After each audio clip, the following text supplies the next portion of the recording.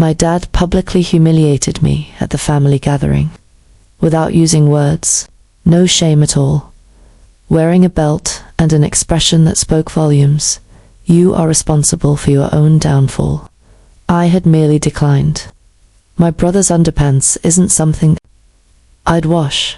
After he has some midnight nibbles, I refuse to wash his filthy dishes.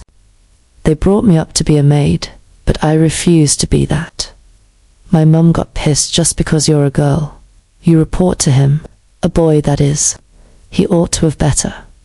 I ought to have crumbled in that instant. That wasn't effective. It was the finishing touch on a secret project I had been working on for a long time. The idea was that I would return to line if I was in pain. It was their last chance to command, use, or touch me, and they had no idea. I departed that evening. On the other hand, I stayed put. Without making a peep or causing a stir, I demolished them. No sound at all, and accuracy. Our house was once praised by many as being ideal.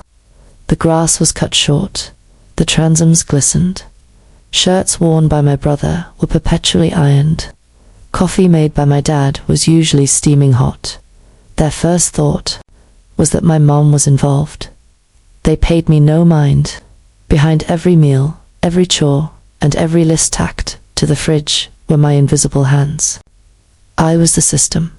The importance of being useful as a medium of exchange was instilled in me from the age of 8 onwards. Love is not it. Lack of respect, usefulness.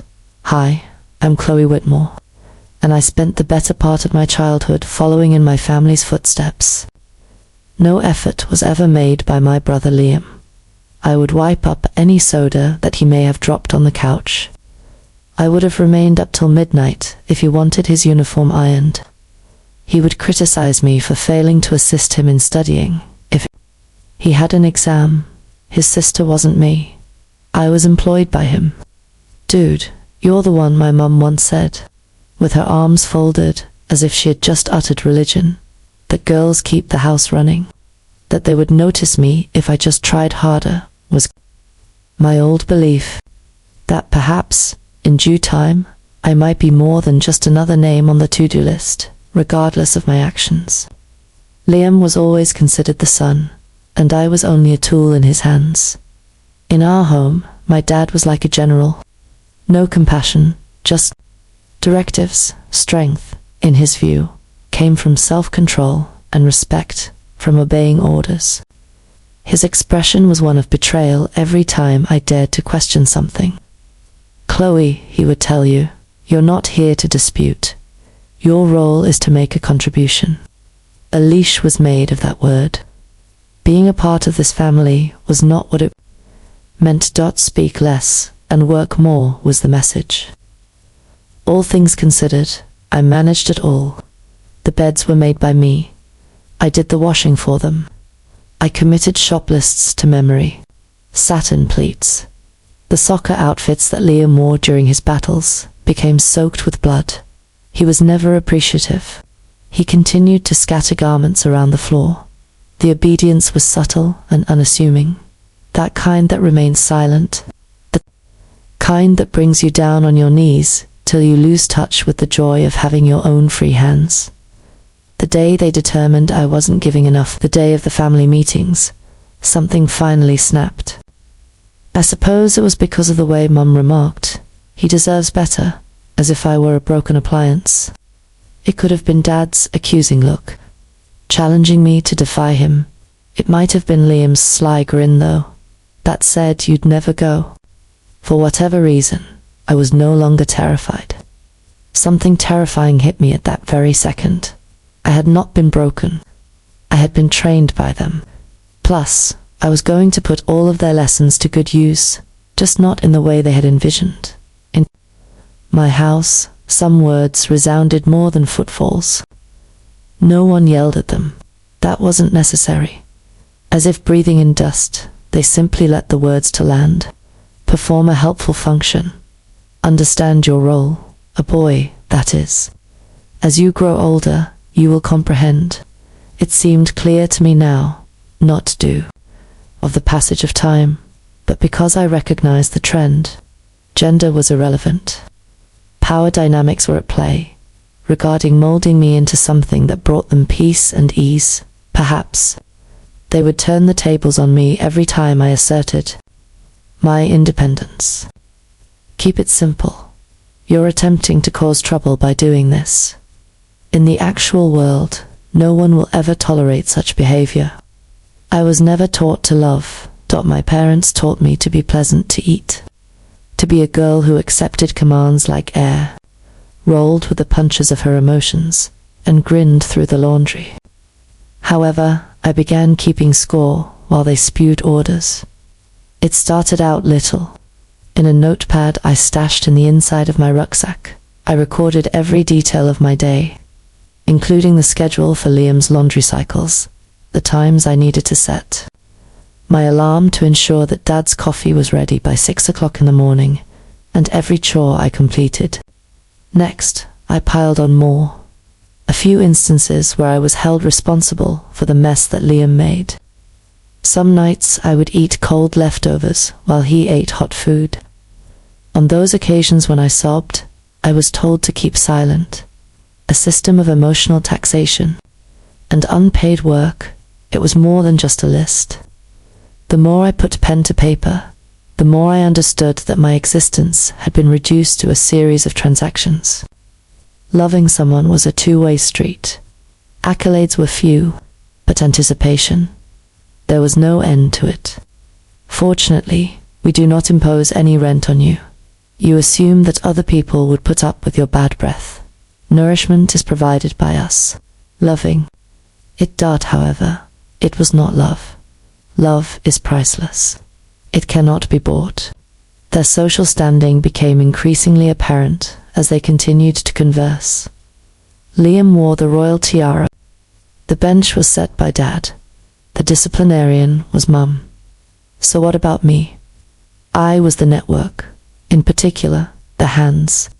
Just quiet. Their intention was to bind me with their words, that I had become numb to their routines. However, the effect of those words was quite different. Their words solidified my determination.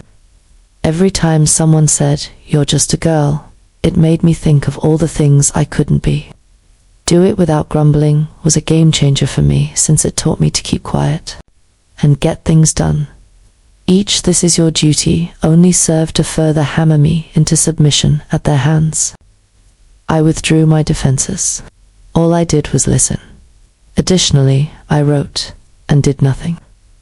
Reason being, storms don't make themselves known. They hunker down silently, and I was almost there. From the moment they announced a family gathering, I sensed it wasn't going to be about coming together. Family gatherings at our house were more like court sessions than discussions. There was always a trial for me. As I entered the living room that evening, I noticed that the three of them were already sitting, recliner with Dad. Like a king or queen, Liam spread out on the couch. As if she had practiced this, Mum stood there, with her arms folded. "Take a seat," my dad said. Obviously, I didn't. My feet hit the floor. "If you ask Liam, you haven't been pulling your weight." Mom started by cocking her head, as if she were dissatisfied with an animal rather than a human being. "He claims that he hasn't folded any of his laundry. His restroom is in disarray. You have been unmotivated." Gesturing, I blinked. At 17 years old, he is. That man can fold his own clothing. Damn it. Father's hand quivered. Nodding, Liam grinned. This made Mom's jaw clench. "Be mindful of your tone," she snapped. "A boy, that is. He ought to have more than this." I glanced around the room and saw that everyone there thought that was true. It was more of a theory than a performance. "He should have clean clothes," she said. "He should be able to relax at home." Quietly, I stated that I do not. I am the chef. It is my job to clean. Regardless of the task, I complete it.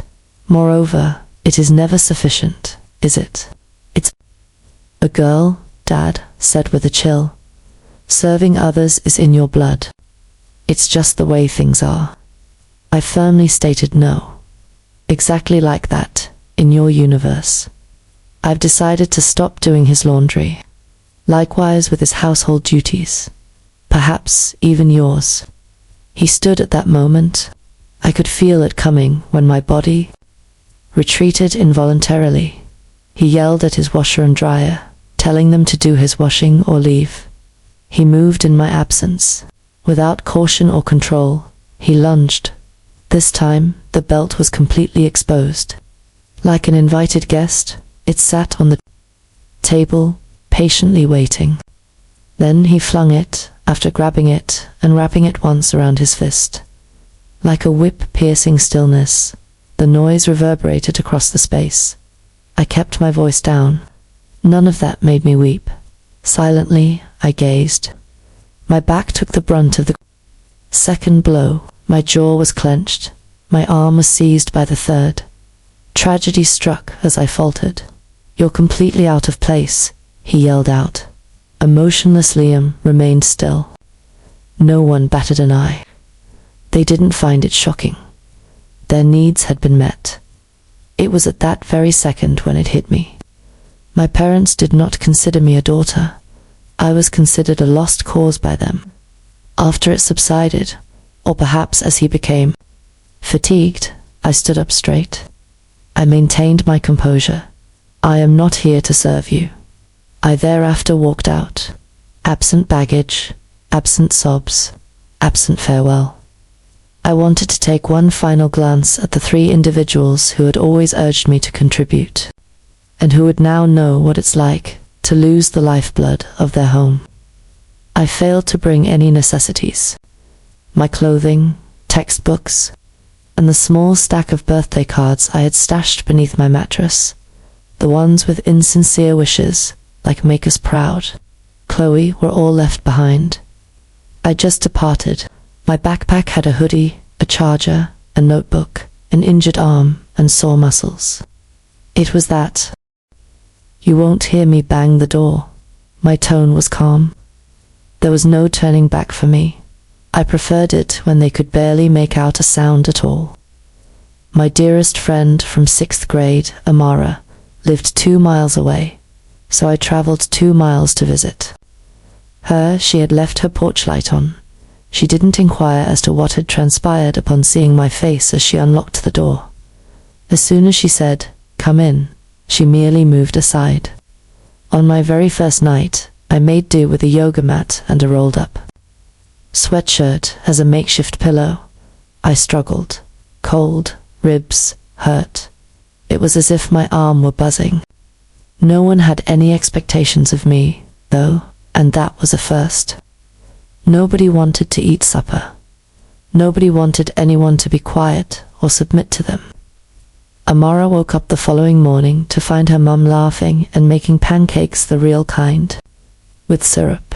As if I were an outsider, I took my seat at the table. "Can you remain for a few days?" she inquired softly. "Yes," was my response. Looked over at my arm. Quite a few indeed. They set up an area of the storage room, laid down a mattress and a used dresser, and provided me with a blanket. I owned it, even though it wasn't flawless. On those peaceful days, I patiently awaited a sign. I left behind a message, a phone call, a threat, and a hint of recognition. Chase cared enough about me to make an effort. No one showed up, though. "Stay put," my phone. "No. Is everyone okay?" "No. You should return." Nothing except the same type of stillness that they've always imposed on me. The silence, however, did not belong to them this time. I owned it. It was on the verge of being weaponized by me. A list was the first step. No need for vengeance, just, "Yet, in case you forget," I titled the page in my notepad. The things I accomplished prior to their assertion that I was inadequate. At first I wrote quickly on the most apparent topics. Made 3 dinners every day. Scrubbed Liam's restroom. Clean ironed classroom attire. Shops for food. Lunches on the go. Next came the ones that went deeper. I made sure Liam wouldn't see my report card by hiding it. Denied responsibility after he damaged his mother's blender. Regardless of my exam schedule, I stayed up to reheat dinner when my dad worked late. I expressed regret for non-existent actions. Nothing changed. The list continued to expand, a 10-page document, next 15. After that, additional info. Forget about being a mere record, a ledger that was. One truth was whispered in each entry. My debt to them was immense.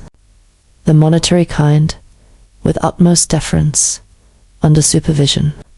Regarding the receipt, no way would they ever pay for it. The change occurred at that point. That they hadn't called was the last question I asked. I gave up hoping that their shame would finally sink in. I started getting ready instead. I began by requesting a declaration of financial autonomy. I filed the necessary paperwork to deny them access to my medical records, school records, and everything else they could attempt to manage in the future, with Amara's mom serving as a witness that protected my phone line from suspension by getting a new debit card in my name, moving my student money, and locking my phone carrier. Later on, I checked the bruises not for the cops, though I am not ready just yet, and just in case. Smear campaigns were not in my plans. I assured you, I was not composing an expo scandal, was not what I was hoping for.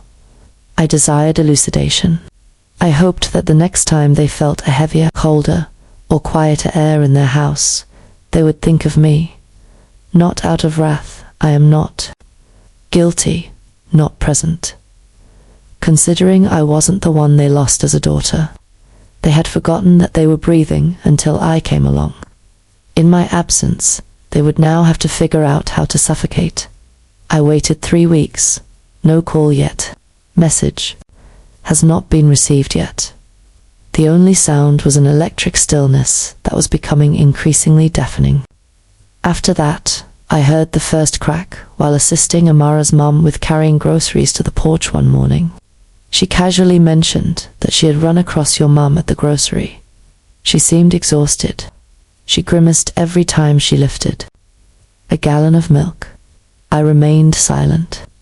She said her back was out and asked the cashier to help her bag items, but her expression was one of confusion rather than pain. Very barely, I nodded. What They Lose Without Me was the title of the new page. In my notebook that I turned to that night, 2 blocks away from my previous residence, Amara's cousin Maya emailed a photo the following day. Standing outside the washing machine, Liam has a garbage bag full of his dirty laundry. I saw him appear bewildered, angry. Next week, he blew up in a staff meeting. My dad came up late to work 3 days in a row, and my neighbor informed me he started snapping at clients. Apparently, human resources had written him up. Afterwards, the message arrived. Someone rang my phone. Someone whose number I hadn't blocked as it wasn't necessary. Dear Mother, Friday is the night of Liam's awards dinner. He never irons his suits. Put an end to your ludicrous behavior and return home. Absence of greeting. I don't apologize. Basically, it's an invitation disguised as a demand. I remained silent. Another message arrives 4 days later. Dear Father, this is so innocent. In the actual world, no one will put up with your antics. Return home, make amends, and we will give you another chance to prove yourself.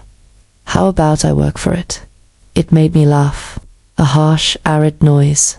Captured screenshots neither for proof, just for me. Let me remind you, this is their identity. By that point, I had taken the bus, stayed in Amara's spare room full-time, enrolled in a nursing program at a nearby community college, helped with supper, and studied late into the night. I struggled. Still, it existed. Additionally, my own. In the meantime, the systems I had previously maintained at the Whitmore house were beginning to crumble. Nearby residents started hushedly discussing sensitive matters.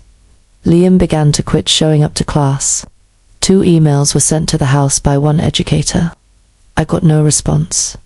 My mum claimed she had a mobility issue and went to the church for food assistance. However, even so, I was still made to look like I was just going somewhere. Amara mentioned one evening that people are claiming you departed for an internship. On the path to adulthood, you are. Development into adulthood. Odd that they were quick to sing its praises whenever it served their deceit. Nobody did I correct. I persisted in constructing my life. Next, I enclosed a box deep into it. They used to tape all their written to lists to the refrigerator. We didn't intend for you to be born, but God has a plan. According to your mother's birthday card, with the words, so you remember we didn't have to keep you. Mum gave me the shattered locket when I was 13 years old. And lastly, just the record. I made a copy, volume 52. Make a boundary around it. I'll fix the front label. Performing work for no compensation. 10 years and 17 years. That was when I sealed the container with tape. I didn't notice. No more than an address label. There is no turning back now. At first light, I dropped it off at their door. Amelia sent a text message, 2 days after that. Hours passed before they emerged. Your dad proceeded to open the box. He appeared lifeless. Very well, just because I kept to myself. The way I behaved was mild, yet I was precise. I had obtained all that they had previously requested. I am useful, I work quietly, and I am silent. They sent it back in the shape they were most afraid of. Informational materials. The evidence they had no idea I would amass. Evidence of the consequences when a family's rock leaves and never returns. Little news, no controversy. There is only stillness, honed into clarity. 2 blocks away from university is where I now call home. It was cramped, had a single window, a squeaky floor, and a shower that could be hot or cold, but it was all mine. A neighborhood bookstore was where I did my part-time job. I did my homework after dark. Daytime nursing classes were attended. Created my own lunch bag. The washing was folded by me. Once every 2 days. Calm and serene. On Fridays, I would light a candle, for preventative purposes only. Forget about it. Simply because I was able to. Nobody yelled out commands. People did not bang doors. Nobody treated me like I had any special entitlement simply because I was here. Despite this, the world persisted. I remained composed. Coming home was not a shambles for me. Everything was great for me.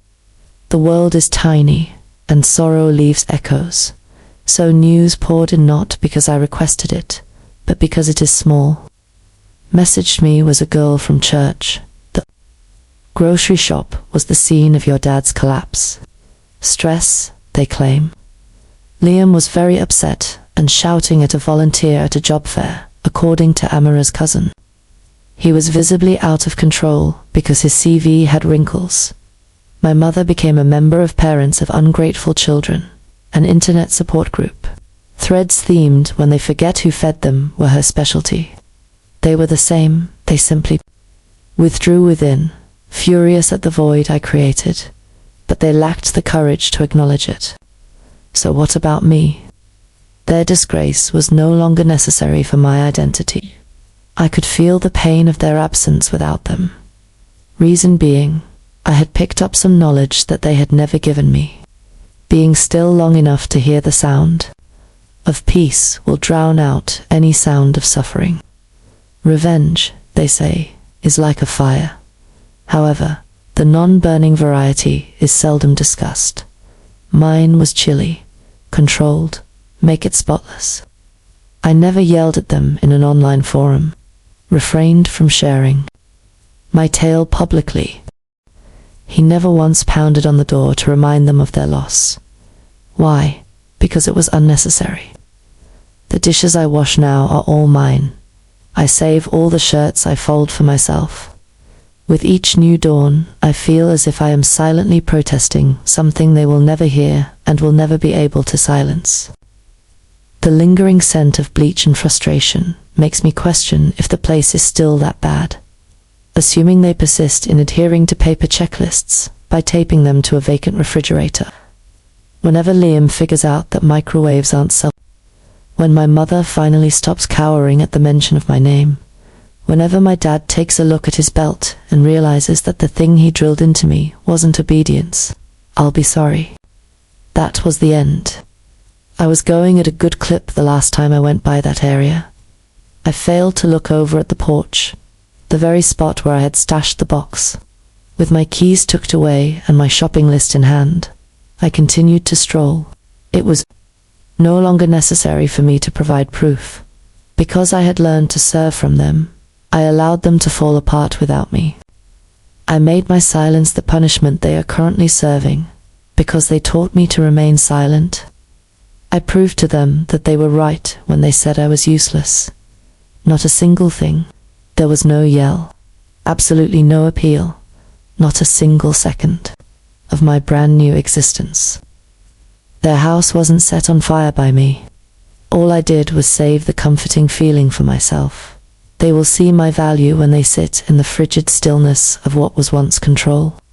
Because the fire they expect isn't vengeance. And sometimes it resembles the sound of departing feet that never return.